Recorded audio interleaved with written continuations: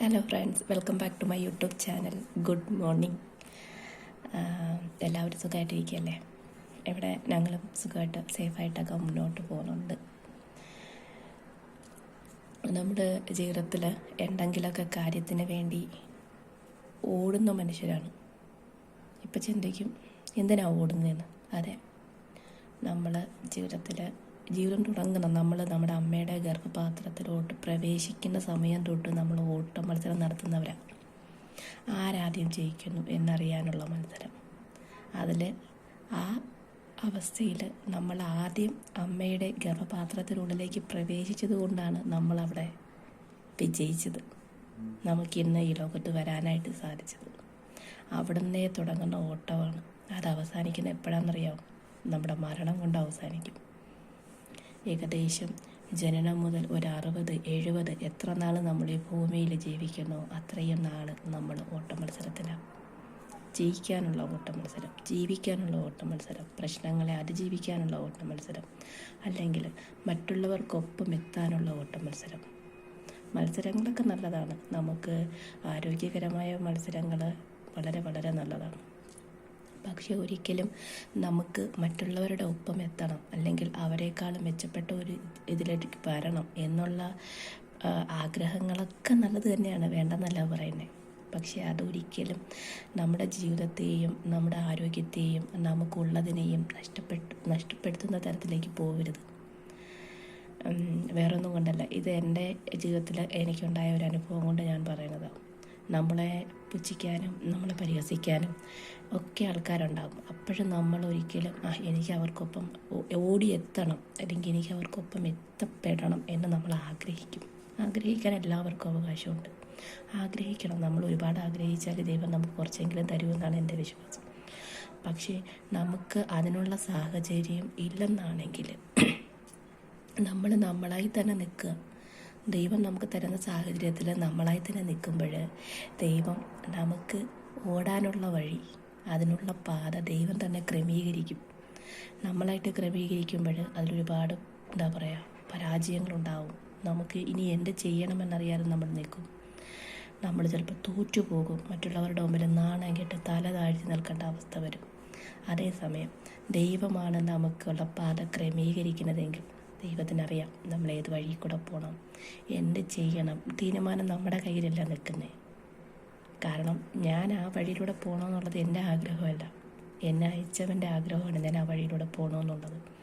അപ്പോൾ ദൈവം നമുക്ക് തുടങ്ങുന്ന സമയം തൊട്ട് നമ്മളെ അവിടെ കൊണ്ട് എത്തിക്കുന്നത് വരെ ഫുൾ റിസ്ക്കും ദൈവത്തിന് കൊടുക്കുക. കാരണം എൻ്റെ കയ്യിൽ നിൽക്കുന്ന കാര്യമല്ല, കാരണം എൻ്റെ ആഗ്രഹമല്ല അവിടെ പോകുക എന്നുള്ളത്. നീ എന്നെ ഏൽപ്പിച്ച ജോലിയാണ് ഞാൻ അവിടെ പോകുക, അവിടെ എത്തിച്ചേരുക എന്നുള്ളത്. അപ്പോൾ 1% പോലും നമ്മളിൽ ആത്മവിശ്വാസം കൊടുക്കാതെ, 1% പോലും എന്നെ തന്നെ എനിക്ക് അവിടെ എത്തിക്കപ്പെടണം, അതെൻ്റെ ഭയങ്കര വലിയ ഒരു ആഗ്രഹമാണ്, വാശിയാണ്, മറ്റുള്ളവരെ എങ്ങനെ ആക്കണം എന്ന് ചിന്തിക്കാതെ സമാധാനമായിട്ട് നമ്മൾ നിൽക്കുന്ന അവസ്ഥയിൽ സമാധാനത്തെ മുറുകെ പിടിക്കുക.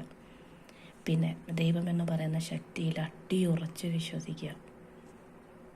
എന്തൊക്കെ സംഭവിച്ചാലും, ആകാശം കീഴ്മേൽ വന്ന് പതിച്ചാലും, ഭൂമി രണ്ടായിട്ട് പിളർന്നാലും, സർവശക്തനായ ദൈവം, നിങ്ങൾ ഏത് മതത്തിൽ വിശ്വസിക്കുന്നു ആ മതത്തിൽ അടിയുറച്ച് വിശ്വസിക്കുക. ആ ദൈവത്തിൻ്റെ ശക്തിയിൽ അടിയുറച്ച് വിശ്വസിച്ചിട്ട് മുന്നോട്ട് പോവുക. ദൈവമാണ് എല്ലാത്തിൻ്റെയും കേന്ദ്രം. മനസ്സിലായോ? ഞങ്ങളുടെ വിശ്വാസപ്രകാരം പറയാനാണെങ്കിൽ ഞാനൊരു ക്രിസ്ത്യാനിയാണ്. പക്ഷേ എങ്കിലും ഞാൻ എല്ലാ മതങ്ങളെയും അടിയുറച്ച് വിശ്വസിക്കുന്നു. അമ്പലത്തിൻ്റെ മുമ്പിൽ പോയാലും നമ്മളൊന്ന് മനസ്സറിഞ്ഞ് പ്രാർത്ഥിക്കുമ്പോൾ നല്ലതേ വരുത്താവുള്ളൂ. മുസ്ലിമുകളുടെ ഫ്രണ്ടിൽ പോലും നമുക്ക് അവരുടെ കാര്യങ്ങൾ അറിയില്ല, പക്ഷേ എങ്കിലും പ്രാർത്ഥിക്കാൻ ദൈവമേ നല്ലതേ വരുത്താവുള്ളേ. നീ എന്താണെന്ന് എനിക്കറിയില്ല. അപ്പോൾ എന്താണെന്ന് എനിക്കറിയില്ല എന്ന് പറയുന്നത് നമ്മുടെ നിസ്സഹായതയാണ്. എന്നെക്കൊണ്ട് ഒറ്റയ്ക്ക് ചെയ്യാൻ പറ്റില്ല എന്ന് ഞാൻ മനസ്സറിഞ്ഞ് പൂർണ്ണ മനസ്സോടെ ദൈവത്തോട് ഞാൻ പറയുന്നതാണ്. എന്നെക്കൊണ്ടൊന്നും ചെയ്യാൻ പറ്റത്തില്ല, ദൈവമേ നീ എന്നെ സഹായിക്കണേ. അന്നേരം അവിടെ 100% ഇൻവെസ്റ്റ്മെൻറ്റ് നടത്തേണ്ടത് ദൈവമാണ്. മനസ്സിലായോ? ഓരോരുത്തർ പറയും 50-50, ഞാൻ പാതി ദൈവം പാതി. പക്ഷെ അതിനോട് ഞാൻ യോജിക്കുന്നില്ല. കാരണം ഞാനെന്ന് പറയുന്ന വ്യക്തി ഈ ഒരു നിമിഷത്തെ അതിജീവിക്കണമെങ്കിൽ അത് ദൈവത്തിൻ്റെ ദാനമാണ്. പിന്നെ ഞാൻ എന്നിൽ ഒരു പകുതിയോളം വിശ്വാസം ഞാൻ എന്തിനാണ് എന്നിൽ കൊടുക്കുന്നത്? ഒന്ന് ചിന്തിച്ച് നോക്കി. ഞാൻ എന്ന് മരിക്കുമെന്ന് പോലും കൃത്യമായിട്ട് അറിയാൻ പറ്റാത്ത ഞാൻ എന്നിലെന്തിനാണ് വിശ്വസിക്കുന്നത്? അതുകൊണ്ട് ദൈവത്തിൽ അടിയുറച്ച് വിശ്വസിക്കുക, മറ്റുള്ളവരുടെ പിന്നാലെ ഓടാതിരിക്കുക, മറ്റുള്ളവരെ തോൽപ്പിക്കണം, മറ്റുള്ളവരെ പരാജയപ്പെടുത്തണം, മറ്റുള്ളവർക്ക് മുന്നിൽ വലിയ എന്തൊക്കെയോ ആകണം എന്നുള്ള ചിന്താഗതികൾ മാറ്റുക. പ്ലസൻ്റായിട്ടിരിക്കുക, ഇരിക്കുന്ന സാഹചര്യത്തിൽ സന്തോഷിക്കുക, ദൈവം തന്നതിന് നന്ദിയോടെ ദൈവത്തോട് എന്നും നന്ദിയുള്ളവരായിരിക്കുക. ദൈവം പ്രയാസങ്ങൾ തന്നാലും ബുദ്ധിമുട്ടുകൾ തന്നാലും കഷ്ടപ്പാടുകൾ തന്നാലും അതിനൊക്കെ ഒരു പരിഹാരം ദൈവം കണ്ടെത്തിയിട്ടുണ്ടെന്ന് വിശ്വസിക്കുക. ഞാൻ അതിൽ അടിയുറച്ച് വിശ്വസിക്കുന്നു. കാരണം ഞാൻ ഒരുപാട് സ്ട്രഗിൾ ചെയ്ത് ഒരുപാട് ഈ ഒരു കാലഘട്ടത്തിൽ കടന്നു പോകുന്ന ഇത്രയും പ്രയാസങ്ങളിലൂടെ എനിക്ക് തോന്നുന്നില്ല. കാരണമെന്ന് പറഞ്ഞാൽ ഒരു 10-12 വർഷത്തോളം ഞാൻ എങ്ങനെ അതിജീവിച്ചു എന്ന് ചോദിച്ചാൽ എനിക്കറിയില്ല. ആത്മഹത്യയെപ്പോലും ചിന്തിച്ച സമയങ്ങളുണ്ടായിട്ടുണ്ട്. പക്ഷേ ഇന്ന് ഞാൻ എൻ്റെ അമ്മയെ വിളിക്കുമ്പോഴാണെങ്കിലും എൻ്റെ ഹസ്ബൻഡിനെ വിളിക്കുമ്പോഴാണെങ്കിലും ഞാൻ പറഞ്ഞു, ഇതിനെല്ലാം അതിജീവിച്ച ദൈവം എന്നെ കൊണ്ടുവന്നത് ഈ ഒരു സമയം എന്നെ ഇവിടെ കൊണ്ടെത്തിക്കാനാണ്. മനസ്സിലായോ? ദൈവം നമ്മളെ ഒരുക്കിയെടുക്കുകയാണ്. ദൈവം നമ്മളെ അതിലോട്ട് എത്തിക്കാനുള്ള വഴികളിലൂടെ നമ്മളെ കൊണ്ടുപോകുന്നതാണ്. അതൊരിക്കലും നല്ലതായിരിക്കത്തില്ല. കല്ലും മുള്ളും ഒക്കെ നിറഞ്ഞതായിരിക്കും. അതിനെല്ലാം ചവിട്ടി, അതിനെല്ലാം മറികടന്ന്, അതിനെയെല്ലാം അതിജീവിച്ച് നമ്മൾ മുന്നോട്ട് പോയി നമ്മളത് നേടിയെടുക്കുമ്പോൾ ഉണ്ടല്ലോ, അതിന് വല്ലാത്തൊരു സുഖമാണ്. ഞാനിപ്പോഴും ഓർക്കുന്നു, എൻ്റെ ഇൻ്റർവ്യൂ കഴിഞ്ഞു തൊട്ട് പിറ്റേ ദിവസം എൻ്റെ കൂടെയുള്ള എല്ലാവർക്കും 11 പേരിൽ 8 പേരോളം ഇൻ്റർവ്യൂ അടിച്ചു. ഞങ്ങളുടെ തൊട്ടടുത്തൊരു പള്ളി ഉണ്ടായിരുന്നു, ഞങ്ങൾ താമസിക്കുന്ന അവിടെ ഞാനും എൻ്റെ ഹസ്ബൻഡുമായിട്ട് പോയി. ആ മഴയത്ത് നിന്ന് ഞാൻ കരഞ്ഞു. ഇനി എന്താണ് അതിൽ എൻ്റെ ഹസ്ബൻഡ് കരഞ്ഞ് ഞാൻ കണ്ടിട്ടില്ല. പുള്ളിക്കാരൻ പറഞ്ഞത്, ദൈവമേ അവൾക്ക് എന്താണെങ്കിലും ഒന്ന് കാണിച്ചു കൊടുക്കുക, അവളുടെ സങ്കടം എനിക്ക് കാണാനായിട്ട് എനിക്ക് പറ്റത്തില്ല. പക്ഷേ നമ്മുടെ വിളി കേൾക്കുന്നവനാണ് ദൈവം, നമ്മുടെ കണ്ണീര് കാണുന്നവനാണ് ദൈവം. പെട്ടെന്ന് പാസ്പോർട്ട് റിലീസായി. 2 ദിവസത്തിനുള്ളിൽ ഞാൻ ഈ ഫ്ലൈറ്റ് ടിക്കറ്റ് എടുത്തു. ജൂലൈ 1 10 മണിക്കുള്ള ഫ്ലൈറ്റിന് ഞാൻ കയറി. 1:30 ആയപ്പോഴത്തേക്ക് എത്തിയോപ്യയിൽ ലാൻഡ് ചെയ്തു. അതൊക്കെയെന്ന് പറഞ്ഞാൽ എൻ്റെ ജീവിതത്തിലെ ടേണിംഗ് പോയിൻ്റാണ്. ദൈവം എന്നെ